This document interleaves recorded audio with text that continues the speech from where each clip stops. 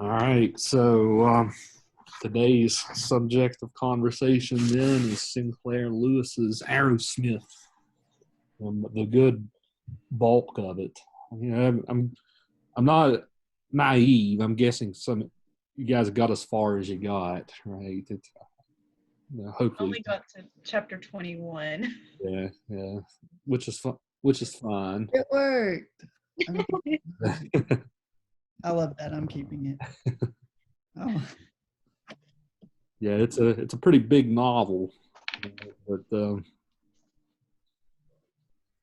yeah, it reads pretty smoothly. I think Lewis is a good writer, so the pace it doesn't drag. I don't think that's one of the best parts about this book. So just a little. It's fast paced. Yeah, especially compared to The Country Doctor, which had a very slow pace. Oh, yeah, it did. This one's much more fast. Just a little bit about Sinclair Lewis. He wrote in the 1920s and 1930s, 1940s. Most of his really famous stuff, though, was written in the 1920s. Lewis is Lewis is a satiric writer. That's where he made his living. And of course, this book is a great satire on the entire medical profession, right? What it turned out to be after a long century of conflict. Right. So, yeah, he wrote lots of these satiric works.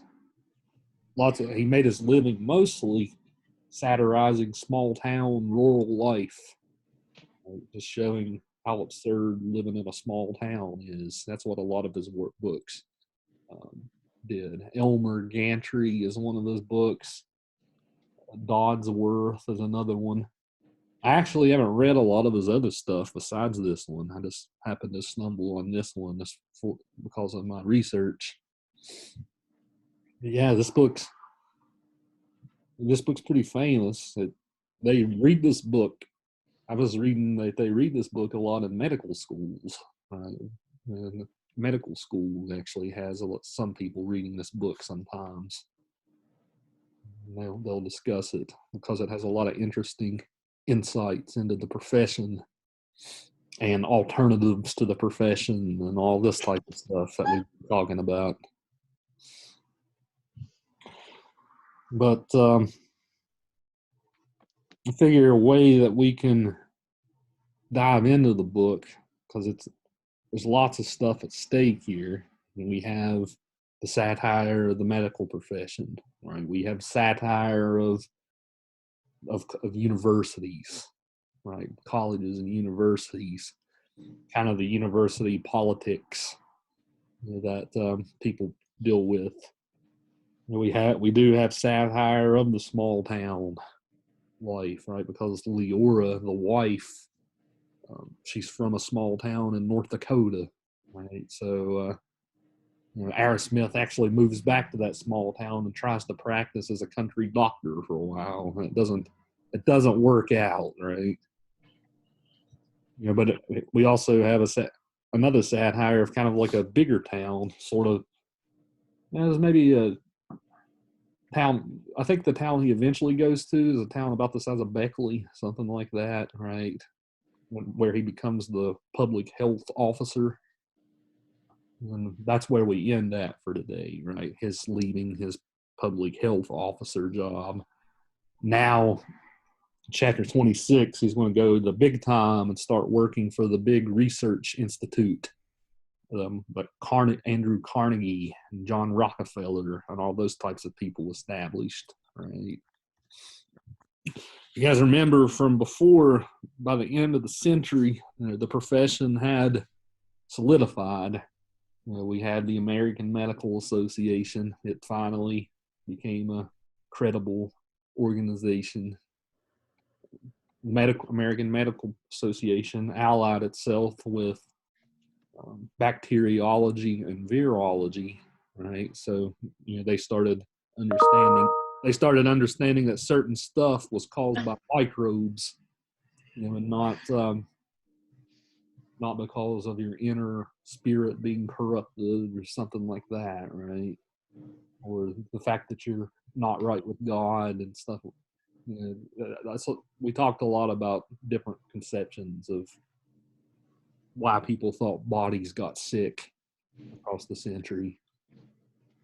But by this time, the allopathic medical establishment, which is still our medical establishment today, finally solidified, and it had a lot of help from these big billionaires that sprang up. Right before the end of the 1800s, there weren't any billionaires in this country. Right, but around the end of the 1800s and into the 1900s, they sprang up because of the Industrial Revolution. Right. But a lot of these billionaires, like Rockefeller and Carnegie, they wanted to give back in some way, which is more than we can say about a lot of billionaires today, right? But they wanted to give back in some way, so they established, these big research institutes, which is where Arrowsmith eventually ends up. So that's just a little bit of the history here. We're at the end of our historical timeline. That's basically what I'm saying. No longer is there disputes about the medical profession's status. But Lewis is kind of putting a mirror up to the medical profession. Right? He's saying, hey, this medical profession is kind of absurd. There's lots of stuff screwed up about it.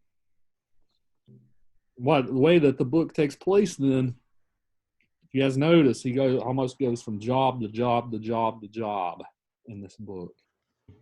So Lewis is almost shedding, a satiric mirror to all the different ways you can enter the medical profession, right? If you were a doctor, a lot of these are still different ways to do it, right? The public health officer. We still have departments of public health. They're really big right now because of all this coronavirus stuff.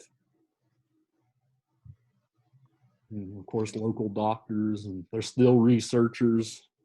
Most of the big researchers work for like big universities and in the medical schools and stuff. So yeah. So I don't know. Maybe a way we can dive into this is before we dive into characters, because there's lots of characters in this book. Maybe we can start talking about what all is being satirized here, right? Just to see what's happening.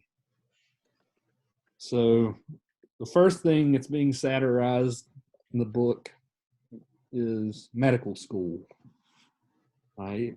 Arrowsmith goes to this public college. Think about I think the college he goes to in this book was supposed to be the University of Michigan, right? This was kind of a fictional University of Michigan. That's from stuff that I've read. But he goes to a school like the University of Michigan, and with all these different people. The first 10 chapters or so is all about him being in medical school, right? But the book goes to great lengths to show, how absurd some of the stuff that he's dealing with is. What's being poked fun at with the medical school? You guys remember some of the stuff that's being ridiculed about going to this medical school?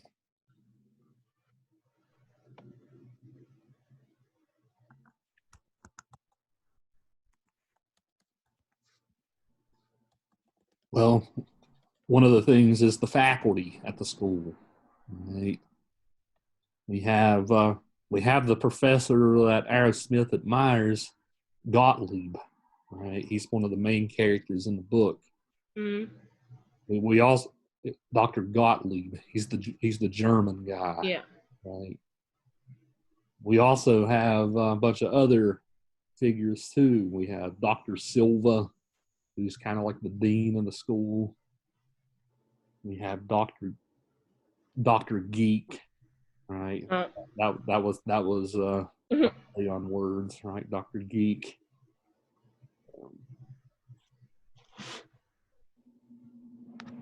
Yeah. So I guess a question I can ask then to frame this: what kind of traits in a doctor does Arrowsmith admire? Why does he admire Gottlieb, do you think?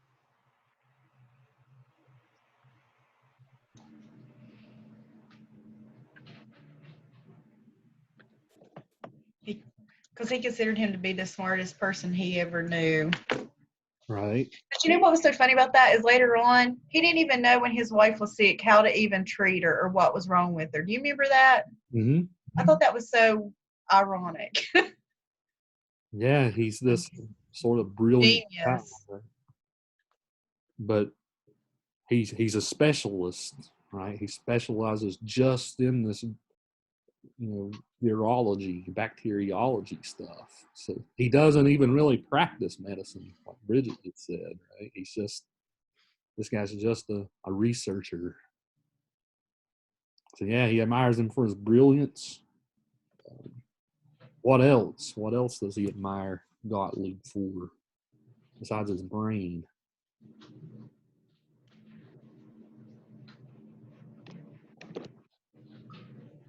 So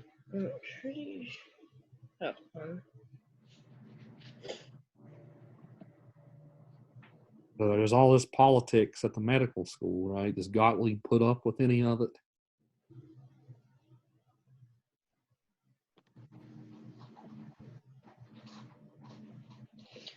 No, because he got in a fight and argument with them.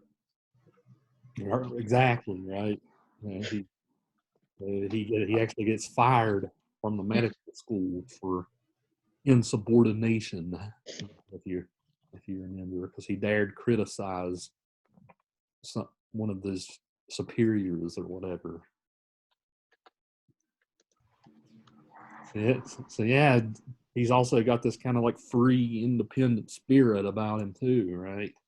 This is a guy that actually loves knowledge for the sake of knowledge, right? I think that's one of the things that Arrowsmith admires about him, right? He's not in it for personal glory or fame or anything like that. He's just in it because he's just in love with science, right?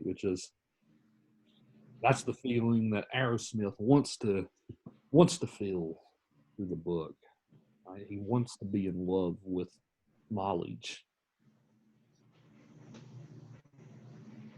That's our main guy, right? What about some of these other figures?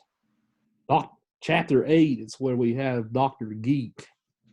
Maybe we can take a look at some passages to ground us a little. Chapter 8.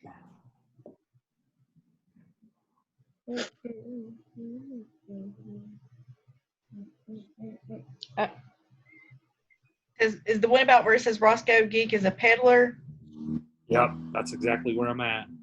Okay. Right at the very beginning of chapter 8, right before section 2.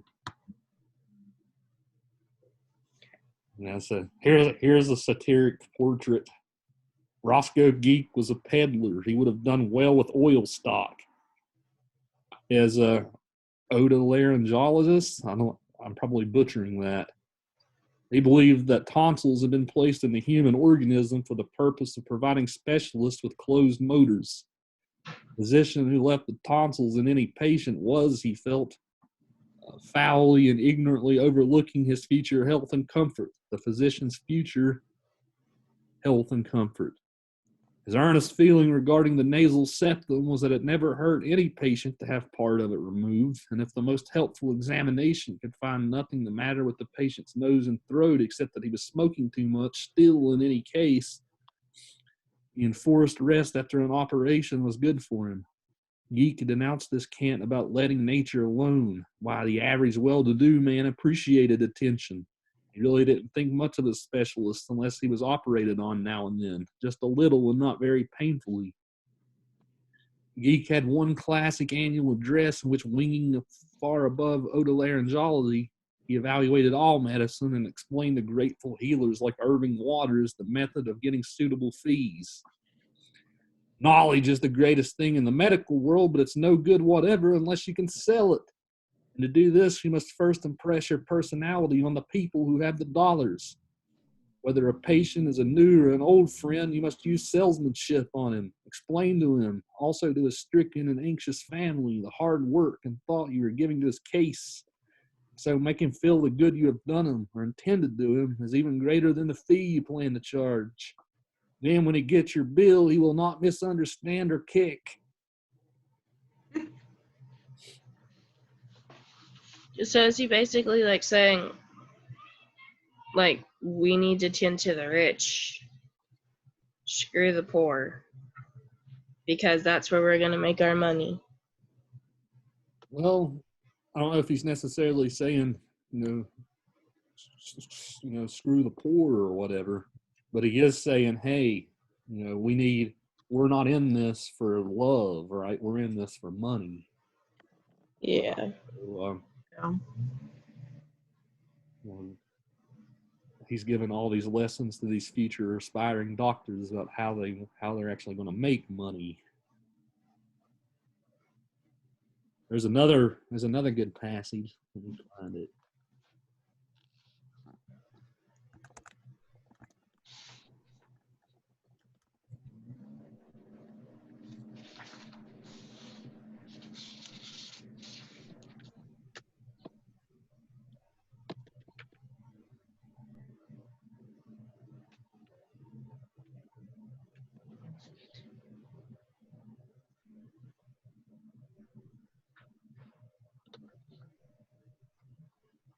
Yeah, there's another passage shortly after section 2. The paragraph starts with, "Gentlemen, the trouble with too many doctors." It's probably just a page or so away from where you're at.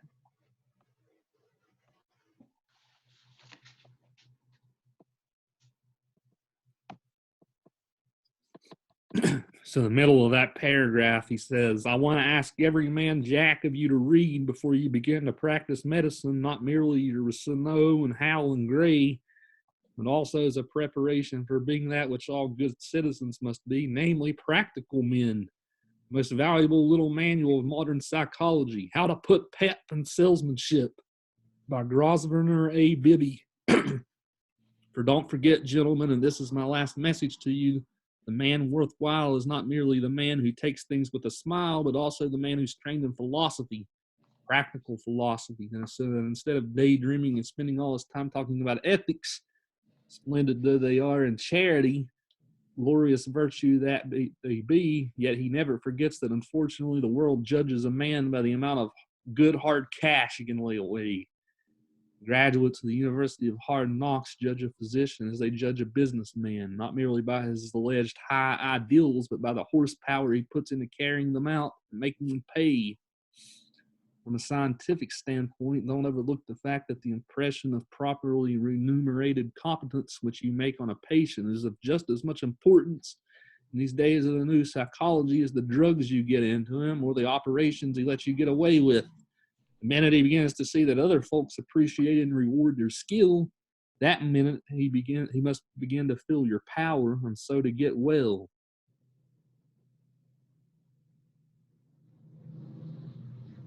He says in the next paragraph, I don't care whether a doctor has studied in Germany, Munich, Baltimore, and Rochester. I don't care whether he has all science on his fingertips, whether he can instantly diagnose with a considerable degree or accuracy the most obscure ailment, whether he has the surgical technique of a Mayo, a Creel, a Blake, an Ochsner, a Gushing. He had a dirty old office with hand-me-down chairs and a lot of second-hand magazines, and the patient isn't going to have confidence in him. He's going to resist the treatment, and the doctor is going to have difficulty in putting over and collecting an adequate fee. So he's going into all this stuff, right? Actually practicing medicines, that doesn't really matter as far as being a doctor, right? A lot of the stuff that matters is the the credibility of the doctor, right? If you go into a doctor's office and it's got ratty old furniture, right, we're probably not going to trust the doctor too much, right? And so I don't know, what do you guys think of this stuff? Just showing that doctors are in it for the money and all this type of stuff. I mean, most doctors are in it for the money, but not all of them. Right. I mean, you can tell based on their attitude, but I mean, I guess some people just have a bad day, but it's like, you know, you can just tell who's not and who isn't by their heart. Like, That's so true, because I have worked for a doctor for many years. And that's so true. You can tell. Yeah. do you classify veterinary as like a doctor too? Yeah, they're doctors. Well, one of our my uncle's dogs, it got ran over, and we called a veterinarian's office, and it was on a Sunday, so you obviously have to pay extra for them to come in, and they were like, "Sure, we'll come in if you have $300 and some cash." And I was like, "Oh my gosh, they're in it for the money." Yeah, veterinarians always get a lot. I think veterinarians get a little bit more flack for this than even people doctors, right? Because, you know, if they don't work on an animal or something, you know, they get accused of being in it for the money stuff. But yeah, that's an interesting conversation in itself. It's just hard to trust doctors because some of them, like, you know, cheat their way to the top, and they only want the money, and then they get in and leave a scalpel inside of you. I mean, Yeah, and in West Virginia now, it's almost impossible to sue a doctor. Right? They've made medical professions lobbied these lawmakers into making it very difficult to sue for malpractice. Right? So Bryce is exactly right on that. But well, what was you going to say a second ago, Bridget, about working for doctors? You do. You can always tell, like, and I'm not saying like always, because sometimes they do things you can tell from the heart. But then bottom line is it comes down to dollars. They've got bills to pay, employees to pay. You know, they have to buy their, you know, their supplies. And so it does kind of come down. Like they set a goal, like this is how much we want to make, and that's what we need to make, what we want to make. And then sometimes they give you a bonus for an incentive if you do it. You know what I'm saying? Yeah. Unfortunately, a lot of it does come down to the bottom dollar. don't forget about their yacht that they have to buy as well. Right. They don't- What did Never know. what did you think about all this stuff about salesmanship, like the furniture in the doctor's office? Oh, I believe that. That's so true. I think that's something that they are just like my office. Because like, not that I don't like nice stuff, because I do, but in all honesty, you have these salesmen that come in and tries to sell you these hundreds of $1,000s pieces of equipment all the time. And it's like, you got to have the newest technology, this, and this. And when they make commercials or advertise, that's what they do. They sell that stuff. So people, you know, like cosmetic stuff. Do you know what I'm saying? Oh, yeah. Our waiting room that I used to work for, I always thought it was so pretty. I always thought we had a pretty office.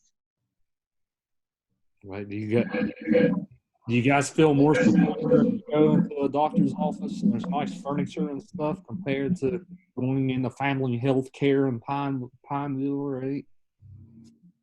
Makes them look like they're more successful. Mm-hmm. like the eye doctor in Pineville. Dr. Kissel. Yeah. Yeah.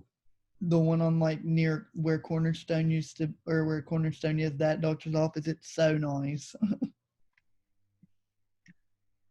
I like going into a nice office, but now, like, one of my favorite doctors, her office had not changed since the 70s. I promise you. And I love that woman like you wouldn't believe. And I think she's like one of the best doctors I've ever been around. But she never did. She never, I mean, you could tell back in the day it probably was one of the nice top offices, but she never updated it at all. When she retired, it looked the same. Yeah, good for her there, right? I think so. I mean, her stuff still looked nice. I mean, it wasn't like, you could tell it was dated. It was clean, but it was dated. She didn't waste or sink any more money into that. You know what I'm saying? But she was a wonderful doctor. Yeah, all the stuff is, I mean, doctors might go into it because they want to cure people, right? But they also still have to make a living, right? That's that's where we're at here. Where is that fine balance? And the veterinarian stuff Bryce was just talking about, right? They, like I said, they especially get the flag, right? Because sometimes they might refuse care if you can't pay up. Well, I know with veterinarians, it's more like it's crazier. Like they get sued for malpractice more than real doctors do. Well, oh my goodness, I didn't know that. A friend in Princeton, the doctor, he works for a veterinarian's office, and the dog came. They brought the dog in. It had some bad wounds. They, they Samoa. put it under, fixed it up. They sent it home, and it died at home, and they came back and sued it for malpractice because they sent it home too early. And I mean, that's negligence right there. I mean, I don't know what to say about that, but it's like veterinarians get the end of the stick all the time, but it's their own fault. Well, I know. Or go ahead. I was gonna say my cousin's dog right now, this very minute, is in the hospital, and they had to pay a deposit of $3,700, just a deposit, for him to be treated the other day in this animal hospital. And he has like this big long thing of what's going on, but hopefully he'll be okay. But I think right now, the last I heard, the bill is already over $6,000. Yeah, and you don't have insurance on that. You have to pay for that. That's for sure. I had to get all of my cat's teeth pulled last year. That was like $1,500. Oh my goodness. It's expensive.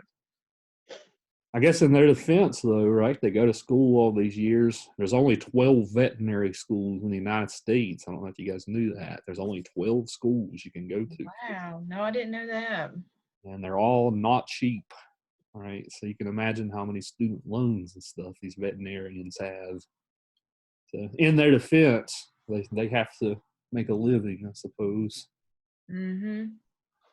But that's exactly what Lewis is satirizing here, right? It's this type of stuff. Silva, Dr. Silva, the dean, he's more into the treating patients aspect of it. That's not really what Martin's into, right? Martin's into this research stuff. Right. He wants to find cures. Yeah. He wants to test and find what would cure it. And he doesn't want to just treat people for colds. Right? He wants to get down to the essence of things and figure it out. So it takes two types of doctors, right? You do need the people who are on the front lines treating the basic stuff, but you also need those researchers too.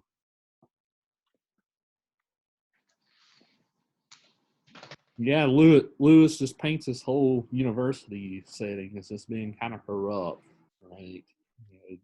There's all these politics. The fact that they forced Gottlieb out of there, it's kind of absurd. It's over like faculty squabbles and stuff like that. He didn't really want to join that fraternity either, was it? Is that what it was? A fraternity group? The something. He didn't like him. What was the name of it? Yeah, I remember what you're talking about. You want to tell me, Carrie? I can't think of the name of that sorority group, but that's where he met his friends. Irving and all those. Yeah. Yeah. And He then didn't his- like it there too much. Yeah, he didn't really like it. Wasn't his thing. Then he felt he had his girlfriend, and then he ended up dating another girl, and he had two girlfriends. Engaged, two fiancés. Then Yeah, he took them to dinner to lunch together to meet. yeah. What a disaster. I was like, who does that? Yeah, he first. Let's talk a little bit about the women of the book. All right, this is actually something that I wrote a lot about in my chapter on Arrowsmith. We got Madeline. He's Martin's first interest, right? Madeline's wanting to be a future English professor. Right? That's what she's Real sophisticated. very, very sophisticated. Right? Loves her obscure novels. Right? Mm-hmm. But then he meets Leora, right, who sparks something else in him.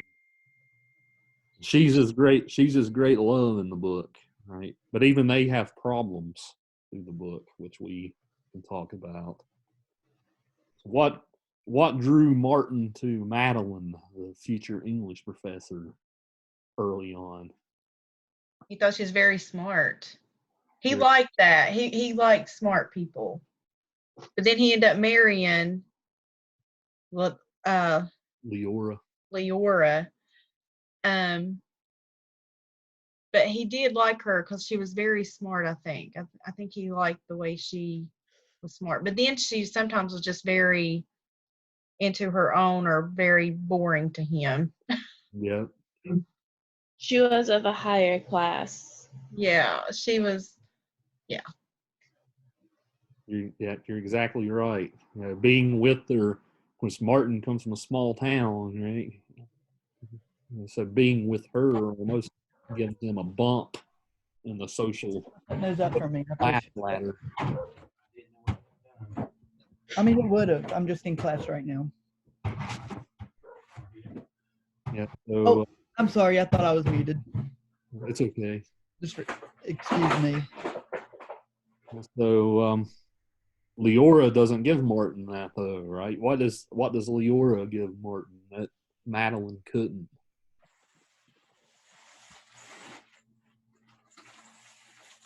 What? She listens to him every word he says, and she's in awe of it and amazed, and just makes him feel like he's the smartest man in the world. She strokes his ego, right? That's probably Mm-hmm. that's probably, I would agree, that's probably the biggest thing with those two. Right?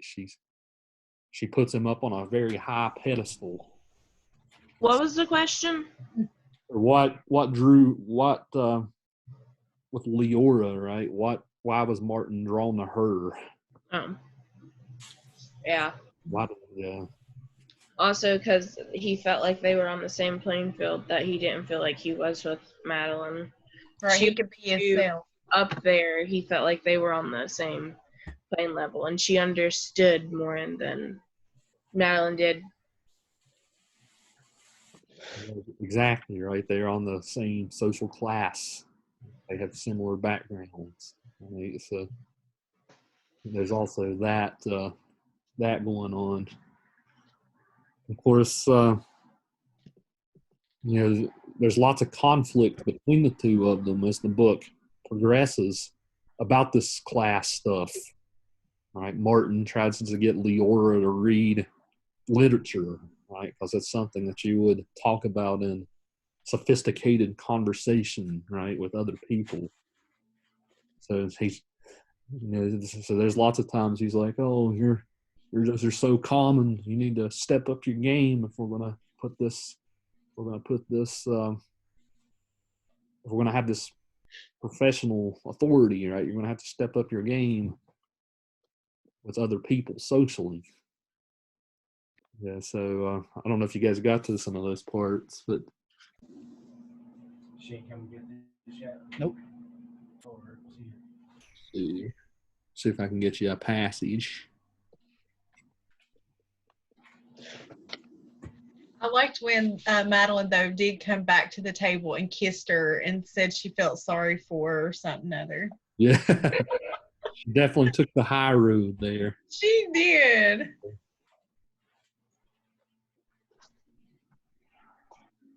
That's what I would have done. I love that for you.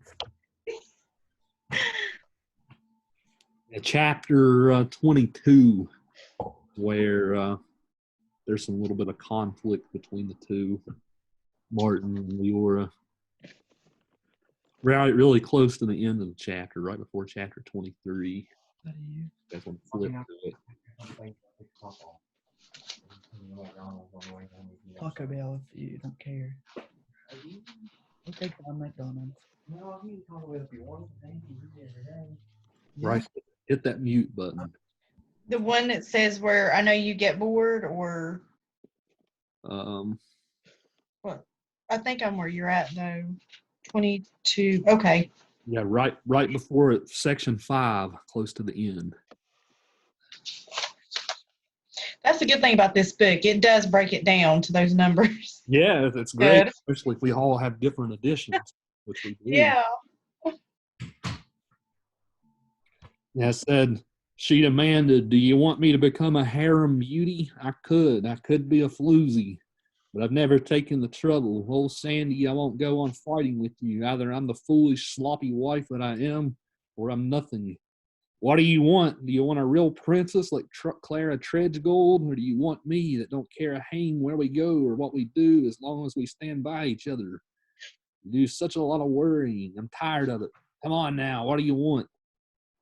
I don't want anything but you, but can't you understand I'm not just a climber? I want us both to be equal to anything we run into. I certainly don't see why we should be inferior to this bunch in anything, darling. Except for Clara, maybe they're nothing but rich bookkeepers. But we're real soldiers of fortune. Your France that you love so much, someday we'll go there, and the French president will be at the MP depot to meet us. Why should we let anybody do anything better than we can? Technique. So here's a case where she's not fancy enough for him, which is Here's what men care about. Coming the conflict as we keep going. You'll find that the next part, Martin meets another woman, right? Orchid. Or what was her name? Orchid? Yeah, he has that brief flirtation with Orchid, right? The kind of like innocent 19-year-old blonde girl, right? And the public health guy's daughter. Yeah. I think that was another case of him wanting his ego stroked. I don't know if you agree with me there. Mm-hmm. But in the last part of the book, he meets another woman, right? That, my goodness. Another woman, right? Who's exactly what he's arguing with her about here, right? He's very sophisticated, upper class, rich woman that he meets later, right? He doesn't find happiness with her either, right? So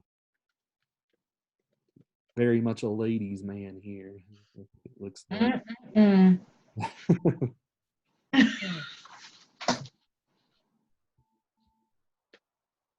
Yeah, these relationships are such a central part of this novel, right? But it all goes back to this social class stuff, right? Becoming a doctor means you have to reach a certain level of prestige in the community. So his relationships with women almost reflect his different stages of his professional career too. Right? So, and in this way, women are almost like objects, right? They're nice little ornaments, just like the office furniture. Mm-hmm.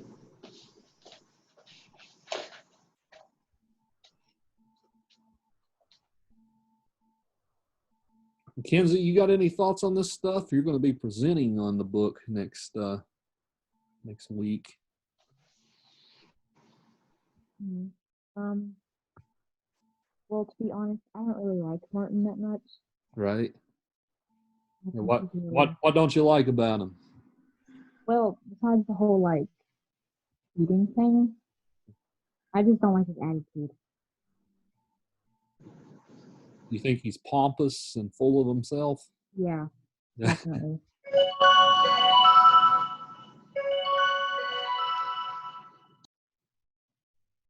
Yeah, so it's hard to argue with that, right? He's never happy, right? He's always looking for the next best thing.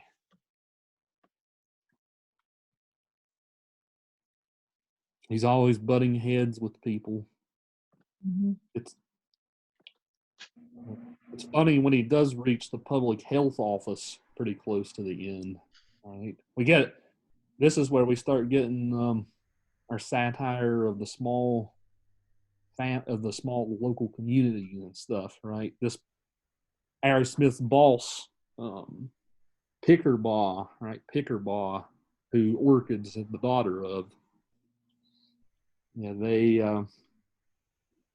there's lots of satiric stuff here too, right? He comes up with these slogans, right, about all these like catchy rhyme slogans to try to like get people to wash their hands daily and stuff, right? Just like how we're dealing. It's exactly what we're dealing with right now, right? They're trying to come up with these slogans and catchphrases, to try to get people to do stuff, and it works. Martin, as soon as he takes that job over, he butchers it. Right? He starts rubbing people the wrong way.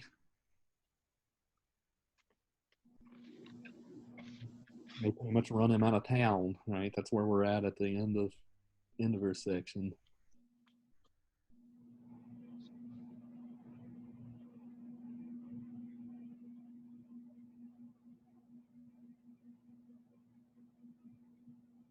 Yeah, he does stuff. He does stuff like he shuts down the local dairy, right? Because he figures out that some of the stuff causing people to get sick was bacteria in the cow milk, right? But That's where I'm at.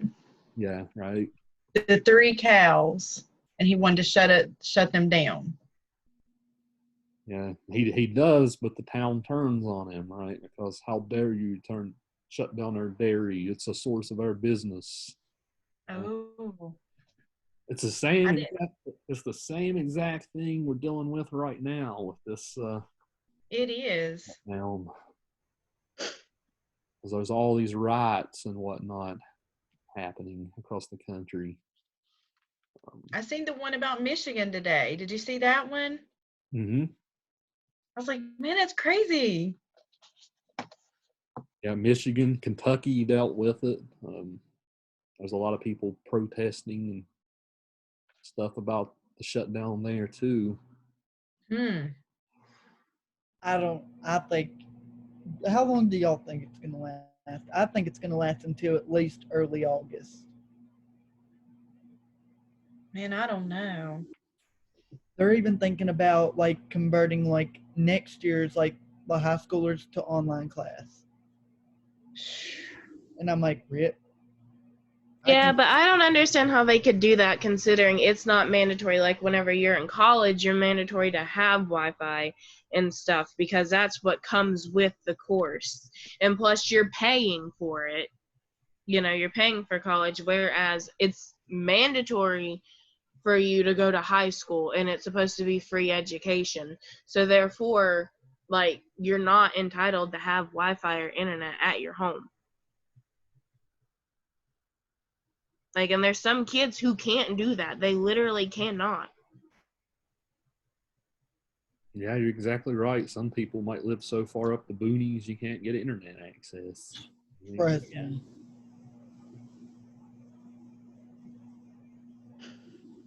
I don't know. I think we can just kiss our summer goodbye. I don't think it's going to go back to normal. I don't either. People don't know how to listen. After Walmart today. You cut out. People just don't know how to listen. They won't stay inside. Right. It's definitely troubling. Hey, You know, Korea's definitely flattened the curve with theirs. Yeah, they force people to stay in, right? Yeah, they definitely flattened the curve, and they're beating it, actually. China got rid of it pretty quick too, because they sent the military out on the streets, not letting people go out. got rid of it faster than they started it. Yeah. Well, We can't do that in good old America, right? Because that would be tyranny of the government and all this stuff. I was watching this movie. It's on Netflix. It's called Carriers. It came out about 2011. It's about like a virus and everything like that, but like no zombies. It just, if you get infected, the breath is dangerous, they say. And it's a horror movie. And this one guy was running from this group of people, and he was Asian. They killed him and they tied him up, and they said the Chinks brought it to us. Yeah. And I just thought that was kind of weird that, Well, mostly because the last two global pandemics have come from China. SARS and this. freaking China. But, well, I mean, I don't know. Some guy got arrested. He was trying to sell stuff to China about the virus and I don't really know what's going on, but I think they created it and sent it over here on purpose because of that deal Trump made with them. Yeah, I mean, regardless of any of this stuff, right? They're getting a lot of flack for it, right? Yeah, they're getting their As they should, because the same thing happened with SARS, and it's the same problem. It's their livestock and how they farm, and I get it because it's their way of life, and it's for people who can't, Well, it's in America at least, it's caused a lot of racism problems, right? Yeah, well, that's stupid. People are stupid for that. Dumb. Yeah, the Chinese Americans have not been living happily lately. It's not their fault some person in China had bat soup. I mean, gosh. I mean, they didn't just run over here in that short amount of time. Yeah, they have those wet markets over in China, right? Mm-hmm. Which is almost like a hotbed for spreading disease. Exactly. And the thing is I watched a documentary and whatnot. Whenever the thing with SARS happened, they shut down the wet market for only a couple of months, as what they're doing now. They shut it down after this whole pandemic happened, but it only lasted for a couple of months, and it was up and running again because that's how people survive. The farmers can't survive without it. Mm. So what is a wet market? They have live animals and stuff that you can get. They slaughter live animals and stuff and it's not like cows and chickens. I mean, it can be, but it's also like dogs and cats and a bunch of animals that if we were to do it here, we'd be like. Well, I looked it up on a National Geographic. It said that wet markets likely launched the coronavirus. Yeah. I mean, I wouldn't doubt it. Not to mention that where China's already overpopulated and whatnot, and they're not sanitary whatsoever. Especially in the wet markets too, even whenever they slaughter them and stuff, they're not. It's not sanitary at all. No wonder it spread so fast. Yeah, all this stuff. Or go ahead. I was gonna say, you hear my family, they're all talking like it's like a conspiracy theory. Government sends out this thing that kills all these older Americans so they can get out paying Social Security. I don't know if you ever hear anybody talk about that. Yeah. Because Social Security is going broke, right? Because there's so many government sending a disease to kill me when I'm 80. So they gotta pay your benefits. I'm just trying to rack up. Gosh, I'm trying to have a good life. This is the way we can bring this conversation back to back to the book, but a lot of the stuff that we've been dealing with that this book addresses too is this lack of trust of even medical professionals, right? We have Dr. Fauci, right, who's kind of our leading medical. He's the voice of the American Medical Association right now, right? But there's lots of mistrust of the profession that's causing people to not trust them, right? So, they're just out for themselves, right? Right, because wasn't there one part of this book where Mr. is it Gottlieb? He was working on this thing for that company, and he said it wasn't ready yet, and they was wanting to put it out on the market because they're like, no, they wanted to sell it, Right. and it wasn't ready. Like he knew himself, he didn't think it was ready. And those kinds of things that happen, right? That's a lot of why people distrust the medical profession, right? They're out, especially the pharmaceutical companies and stuff, right? They're out for their own profits.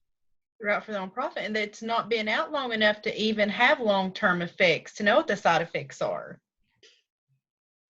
Got to come up with a good vaccine. I think that takes a year or two, right? Mm-hmm. And even these tests, we have gone with this coronavirus, with it being 4 days to get a result back from being tested, like through a culture. Well, now I've seen where they're doing them in 90 minutes. So I'm like, do you trust that? I saw that too.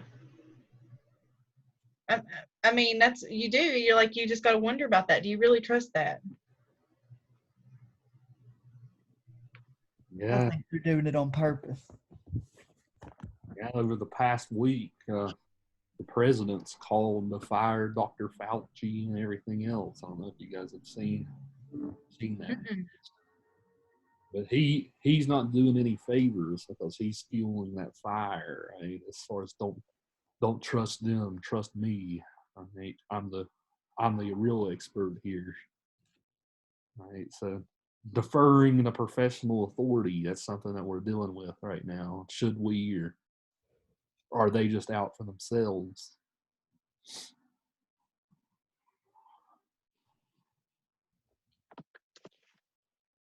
I can't wait to see what Mackenzie has to say about this book. Yeah. I can't wait to hear Mackenzie talk. I get to once in a blue moon. I mean, She's going to knock it out of the park. She is. She's going to blow us away. when she talks, I'll just be like, no need to scream. And then, Yeah, the dean actually mentioned Mackenzie in his report back to me, saying that she was quiet. I was just like, yeah, she might be quiet. She's got it going on. She does. The smartest are always the quietest. That's right. Mm-hmm. But yeah, he enjoyed our class, by the way. I don't know if I told you guys that. He gave me a good report. So. Oh, we have the best. Good. He didn't quit his job the next day. It was probably me. Y'all caught me off guard, and y'all were like, some man's here, and I'm like, I didn't have to do that. Y'all.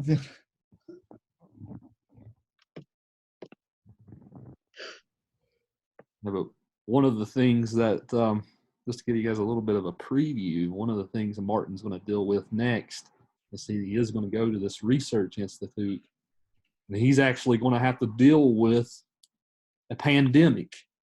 Oh, God. Yeah, that's going to be, it's kind of crazy that we're reading this novel right now Coincidences. because of what's happening in the world. He's going to have to actually deal with a pandemic, right? And we'll talk more next time about how he does deal with it. The bubonic plague spreads in the Caribbean in the second part. And he has to go figure out how to deal with it. Of course, you guys know the bubonic plague is bacterial. It's not a virus. but still, it's a big pandemic. It kills you very fast, right? So bubonic plague is nothing to mess with. It never was.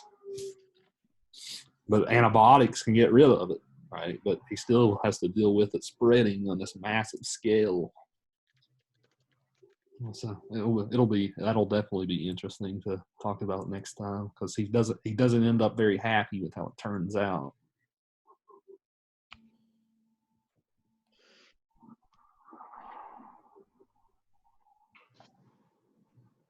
They actually say that the bubonic plague is one of the things that caused the Renaissance, right? Because it killed off a lot of people and started economic activity in Europe again back in like the 1500s.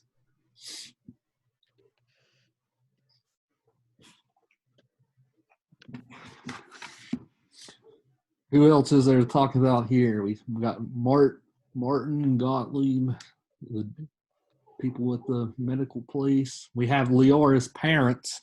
We haven't talked about them any. The dad and the brother. My goodness. Yeah. How would you guys describe Leora's family back in North Dakota? That 6 o'clock is dinner and not a minute past.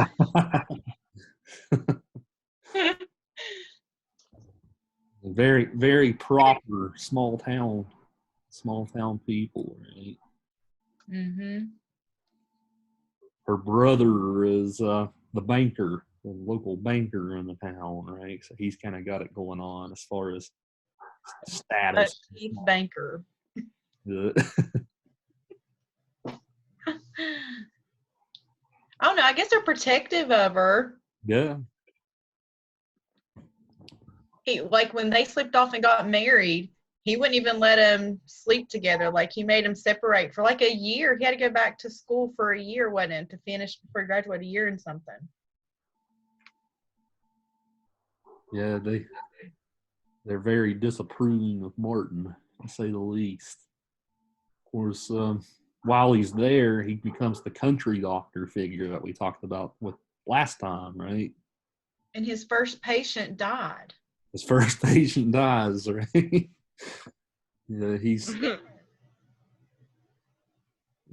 swear, this book's make me not even want to be a doctor anymore. I might have to reconsider my career.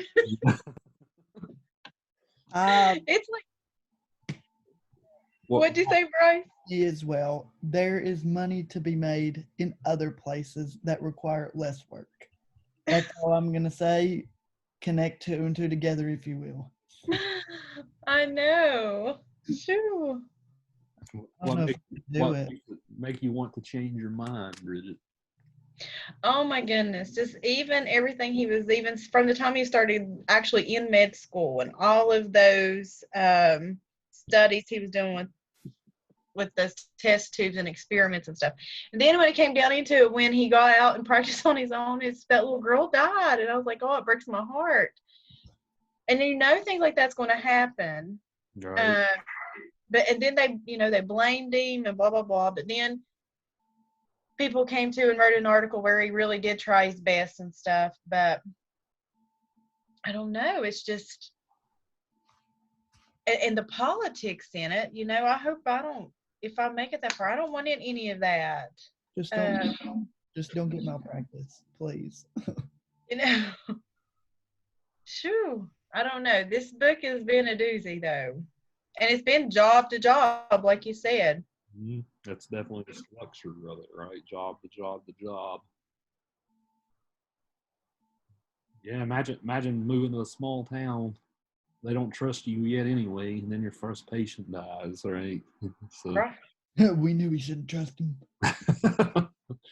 And it wasn't even his fault, really, because the way medical school trained them was as a specialist, right? He's trained to be a bacteriologist.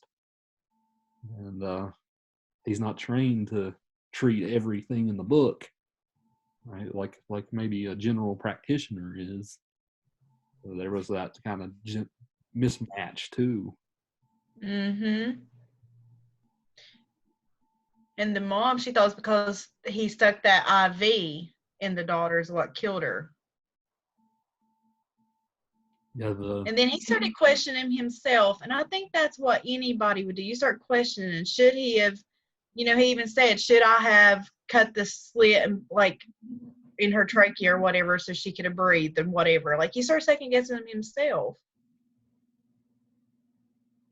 In the moment, I think anyone would do anything, but I don't know. I guess that's why EMT workers are the only ones that is trained to do the little trachea thing, because they do it on the way to the hospital. Like the ER people don't know how to do the slit and stuff unless they go through the training. I didn't know that. But at the beginning, it does talk about him being medic, wasn't it? Medics or something? Or is that just what they call them all in med school? Just yeah. He was while he was apprentice at the hospital. Yeah.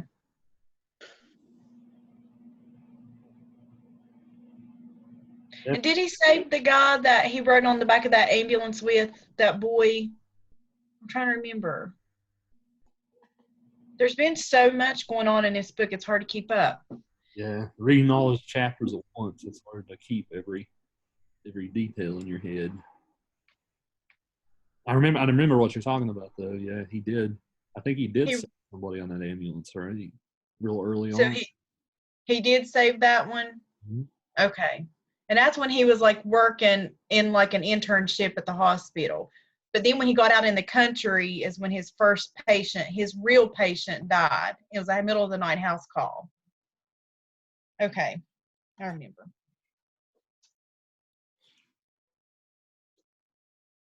And then his baby died. Did y'all read that part? Well, that's depressing.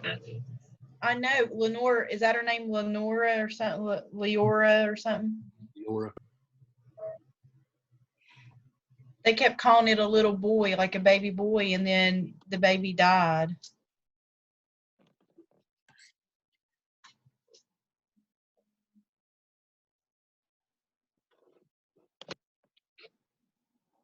That should be. I actually don't remember that part. Need to double check my notes again.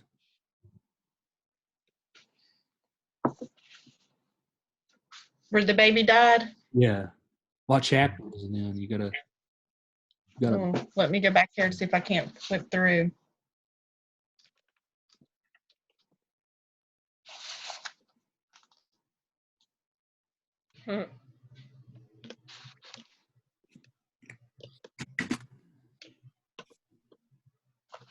Yeah, this the country doctor figure, Martin just doesn't cut it there.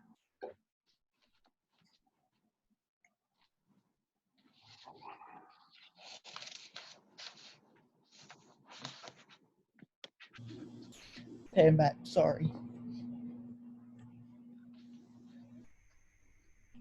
While we got a quiet moment going on, while Bridget's looking that up, how are you guys doing on your research topic plans?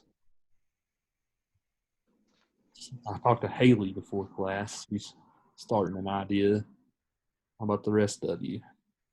Well, since we're here, I was thinking about doing mine on the yellow wallpaper, but instead of doing it on postpartum depression, I was just going to do it on regular depression and just tell about the effects of depression and the toll it can take onto people and how people just treat it like it's some delusion, because that's what they basically did to her. They just threw her in a locked room and didn't treat it like an actual disorder or disease, whatever it is. But would that be okay if I just knocked out the postpartum part and just did depression itself, or do you want me to do postpartum? Well, it is about postpartum, right? That's what the book's representing, or the story's representing. I mean, it is. I would like to learn about both. Okay. I know nothing about postpartum depression. I don't know. You could probably do something like comparing the yellow wallpaper with maybe a movie or something. Did you ever see that you're a horror movie person. Did you ever see that movie, The Babadook? Oh no. Seen that? I was going to watch it, but I heard it wasn't that good. It's actually really good. If there's a movie that kind of takes the Yellow Wallpaper's plot, it's that one. I'll just tell you that. Check that movie out. So what called? What'd you say, Haley? I said, what's it called? The Babadook. Babadook. But it's very similar, right? It deals with these depression issues and women having to deal with it and stuff. And they make it into a horror film. You should check that out, Bryce. I think that would be a good. I might watch it tonight. I mean, I've been thinking about it, but I don't know. But what exactly are you looking for out of this, like, our paper? Like, how many pages, like the requirements? And so, first, the bibliography, where you have to look up 8 sources, professional sources. Then when you actually get the written argument, it's going to be 7 to 8 pages. So that's what I'm looking for. Something original. You don't want to say something about one of these stories somebody else has said before, right? So you're going to come up with something. Well, I feel like I have a lot of free range considering my book's practically non-existent. Right. Yeah, you definitely do, right? I can get you some of the book sources on Country Doctor for you to read. I would appreciate that. Yeah, that's what you're looking to do. Something fairly original, right? That you don't want to say the Yellow Wallpaper is about postpartum depression, for instance, right? Because we already know that, right? That makes sense. But you can apply the Yellow Wallpaper and read it with something else, like I just told you. You can extend your papers beyond the scope of the class. I just wanted to make that clear, right? If you want to talk about some other book or film or something in conjunction with what we've been talking about, that would be great. So I am going to open it up to anything else that you want to do, as long as it deals with the course theme. Did you find it, Bridget? Yes, it's in chapter 16.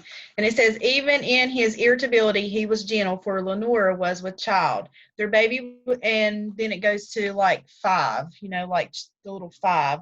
So 16 and 5, it says their baby was coming in 5 months.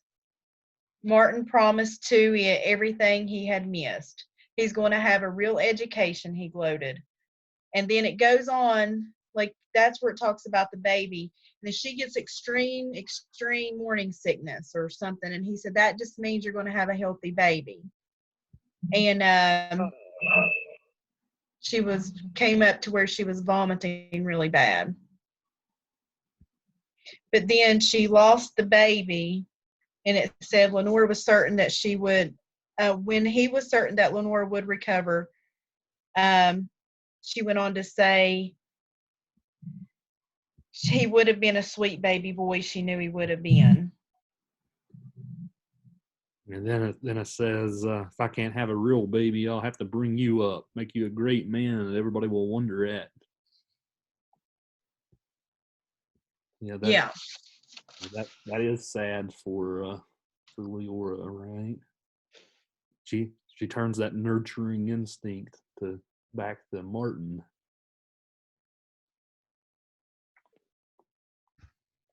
Of course, Martin doesn't know how to deal with it, right? He doesn't diagnose her symptoms quick enough. So another failure on Martin's part in some respect. Mm-hmm. Not paying enough attention to his wife during a pregnancy. Well, when he's a doctor. Right. He's better off to just stay in the lab where he likes to be. I'm not being mean, but that's just probably where he's smartest at.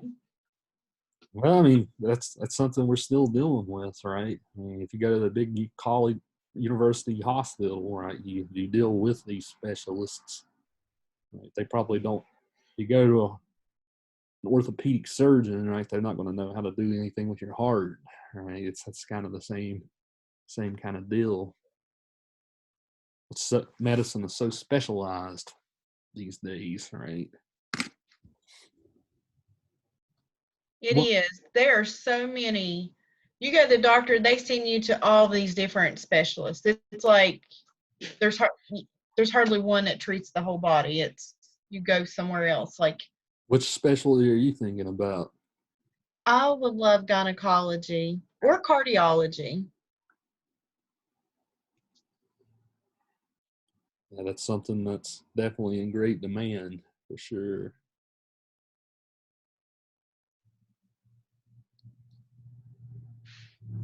Well, guys, I think that's probably a wrap for today. As far as I think we unpacked a lot of what's happening in this first part of let's say 65% of the book that we've gotten through so far.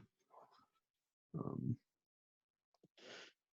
wanted to tell you guys that I did upload my writing on all this stuff to our Blackboard page. So if you want to check it out, it can be a source, one of your sources if you want. The first chapter I have is about Hawthorne and Poe. The second one's about Country Doctor. The third one's about McTeague and Yellow Wallpaper and the Snake. And the last chapter is about Arrowsmith. So if you want to check it out, right, that could be a source for you. Look through the works cited page too. If you see something on that works cited page that interests you, I have it on my computer. So I can send it to you. So remember that. So over the next Tuesday will actually be the last time we read anything in this class. I mean, after that, it's all research in here. So, sad times. Right, we're almost done. And we only have what, a month left? Nah, less than that. Less than that. We got about, as far as school goes, we got about 3 more weeks before These next 3 weeks are going to be total panic. Oh, they're gonna be a lot. I don't even know where to start with this paper. I mean, truly. I know. Once we get past this next Tuesday, we'll probably won't do these Zoom meetings anymore. We'll probably just go straight online after next Tuesday, because I can film the video about how to do the last paper for you. Hey, Bridget, have you started your anatomy final paper yet? No, I have 2 final papers to do and 2 papers to redo. Well, I think I'm going to try and get an A on this paper for English. That's what I'm working for. I need 5 points. I'll figure it out. But I don't know. I'm just going to disappear off the planet. Yeah, but just to get back on track here, like I said, I'll probably make a video for you. But you guys do know how to reach me, right? We've all video conferenced at this point, so at any point I'll be happy to schedule a time with you and we can talk about your work as it progresses. And keep an email communication with me if you need sources. Like we talked about last time, the Southern library databases don't have a lot of stuff, but I can help you find stuff elsewhere. So keep that in mind too as you get started.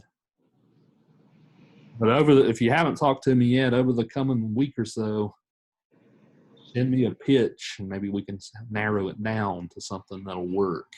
Okay. You don't want to write about something so big that you can't talk about it in 7 or 8 pages. 7 or 8 pages sounds like a lot, but it really isn't. It's not if it's double spaced. Yeah, and if you pick a topic too big, you're not going to focus your argument enough. So we gotta narrow you down as far as we can, as far as the topic goes. So, like, say I were to do Frankenstein and then, like, relate it back to the movie. say Frankenweenie. You know what that Disney movie is? Mm. Would that like be something you could do? You would have to talk about like how the movie dealt with some of the themes from Frankenstein, maybe. Okay. Or something like that. I'm understanding a little bit better now. Yeah, the 30s version that we watched in class is really different, right? There's also a 90s version, Of course. a little different. They actually make a female creature in the 90s movie. Just as interesting fact for you. Victor falls in love with his female creature and it becomes a big mess. Yeah. Yeah, so think broad, right? You don't have to, you can keep it within the structure of the class, but if you want to write about something outside the class, as long as it's relevant, I'll be happy to entertain it. Okay. That's gonna be hard for me. I'm not good at staying relevant. Well, I mean, there's plenty of books and movies and TV shows and everything like that relevant to what we're talking about, right? So, I'll figure out something. I'll pull it all together. yeah, so if there's no further questions for today, we will call it a day. Alrighty. See you guys next time. See ya. Bye. Bye. Bye. Bye.